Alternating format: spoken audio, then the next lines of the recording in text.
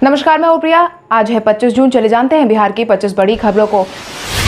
बिहार में कोविड-19 प्रभावितों की संख्या में हुआ इजाफा। बिहार में कोविड-19 प्रभावितों का आंकड़ा लगातार बढ़ता ही जा रहा है। बिहार स्वास्थ्य विभाग के द्वारा बीते दिन जारी किए गए दूसरे अपडेट तक 223 नए मरीजों की पुष्टि की गई है, जिसके बाद बिहार में प्रभावितों की कुल संख्या 8,273 हो गई है। पाए गए मामलों में प्रभावित जिलों की बात करें तो अरवल में 4, औरंगाबाद में 8, बांका में 1, बेगूसराय में 16, भागलपुर में 11, भोजपुर में 5, दरभंगा में 5, गया में 12, गोपालगंज में 5, कटिहार में 2, लखीसराय में 6, मधुबनी में 6, मुंगेर में 13, मुजफ्फरपुर में 25, नालंदा में 16, नवादा में 1, पटना में 20, पूर्णिया में 2, सहरसा में 3, समस्तीपुर में 16, सारण में 1, शेखपुरा में 1, सीतामढ़ी में 1, सिवान में 39, सुपौल में 4 मामले मिले हैं। वहीं बिहार में कोविड-19 प्रभावितों की संख्या में लगातार इजाफा भी देखा जा रहा है। वहीं दूसरी तरफ कोरोना मरीजों के ठीक होने वालों की संख्या में भी लगातार बढ़ोतरी देखी गई है। बीते दिन स्वास्थ्य विभाग की तरफ से जारी किए गए आंकड़ों के अनुसार बिहार में अब तक कोविड-19 से 6,106 मरीज ठीक हो चुके हैं। वहीं कोविड-19 की वजह से 55 लोगों की जान भी जा चुकी है।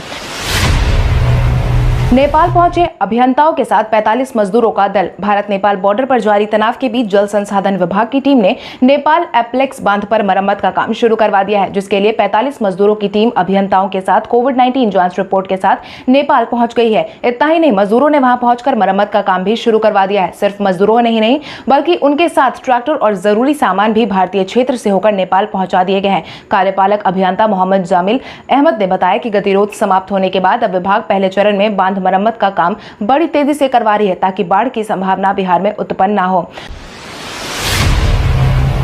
दरभंगा एयरपोर्ट पर चल रहे काम का जायजा लेने पहुंचे मुख्यमंत्री नीतीश कुमार। जहां एक तरफ विपक्षी दल बार बार मुख्यमंत्री नीतीश कुमार से आवाज से बाहर निकलने की अपील कर रहे थे, वहीं दूसरी तरफ मुख्यमंत्री नीतीश कुमार बीते कुछ दिनों से लगातार ग्राउंड लेवल पर सभी योजनाओं की समीक्षा कर रहे हैं। इसी क्रम में बीते दिन मुख्यमंत्री नीतीश कुमार दरभंगा एयरपोर्ट पर हो रहे निर्माण कार्य का जायजा लेने पहुंचे थे। इस मौके पर उनके साथ जल संसाधन मंत्री संजय झा समेत अन्य अधिकारी भी मौजूद रहे, जिसके बाद अब दरभंगा एयरपोर्ट पर अक्टूबर महीने में विमानों के परिचालन होने की संभावना जताई गई है। 85 साल बाद एक बार फिर से कोसी पुल पर दौड़ेंगी रेलगाड़ियां। 85 साल के बाद एक बार फिर से कोसी पुल पर सभी सुपौलवासी रेलगाड़ियों को दौड़ता देख सकेंगे। 1934 में आई प्राकृतिक आपदा की वजह से कोसी नदी पर बना रेल पुल टूट गया था, जिसकी वजह से इस पुल पर ट्रेनों के परिचालन को पूरी तरीके से बंद करवा दी गई थी। जिसके बाद अब उसी कोसी पुल पर ट्रेनों के परिचालन को फिर से शुरू करवाने की योजना बनाई जा रही है, जिसके तहत बीते दिन सुपौल जिले के सरायगढ़ स्थित कोसी पुल पर 85 साल बाद पहली बार निरीक्षण ट्रेन दौड़ी। निरीक्षण ट्रेन में मुख्य प्रशासनिक अधिकारी निर्माण Brijesh Kumar, chief engineer A K. Roy और deputy chief engineer D S. Srivastava भी मौजूद थे। बिहार बोर्ड ने साल 2021 की 10वीं और 12वीं सत्र के लिए जारी किया dummy registration card. Bihar board ने साल 2021 में होने वाले 10वीं और 12वीं के सत्र के लिए डमी रजिस्ट्रेशन कार्ड को जारी कर दिया है, जो कि अब सभी विद्यार्थी बिहार बोर्ड की आधिकारिक वेबसाइट biharboardonline.com पर जाकर डाउनलोड कर सकते हैं। साथ ही अपने रजिस्ट्रेशन कार्ड में दी गई गलत जानकारी के सुधार भी करवा सकते हैं, जिसके लिए सभी परीक्षार्थियों को 2 जुलाई तक का समय दिया गया है। वहीं बिहार बोर्ड ने कॉलेज में पढ़ने वाले सभी छात्रों को 30 जून तक का समय दिया है।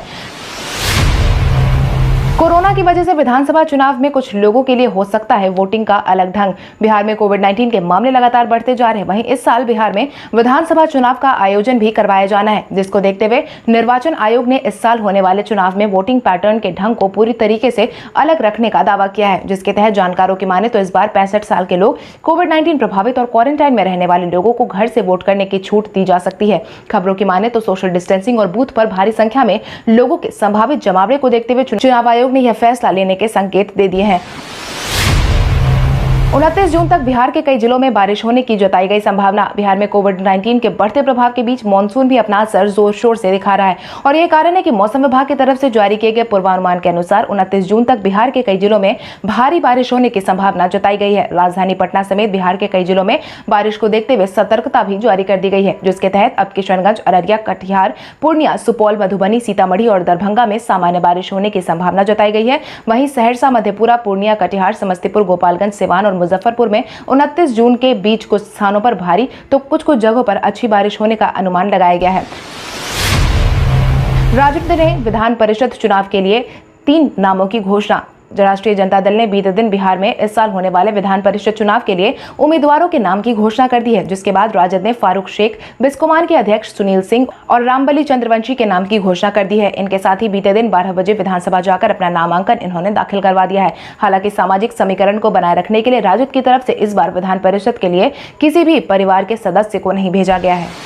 निम्स यूनिवर्सिटी की टीम थी, वो उन डॉक्टरों की टीम थी जिन्होंने की आयुर्वेद की इस दवाई का जो क्लिनिकल ट्रायल था वो निम्स में किया और डॉक्टर बलबीर सिंह तोमर के नेतृत्व में सफल इसका ट्रायल हुआ है। और आने वाले समय में जो ये ट्रायल है, ये जो रास्ता है, वो कई अन्य इतिहास भी लिख सकता है। मेरे कैमरा सहयोगी दिनेश पारी के साथ महावीर नेगी, न्यूज़ इंडिया, हरिद्वार।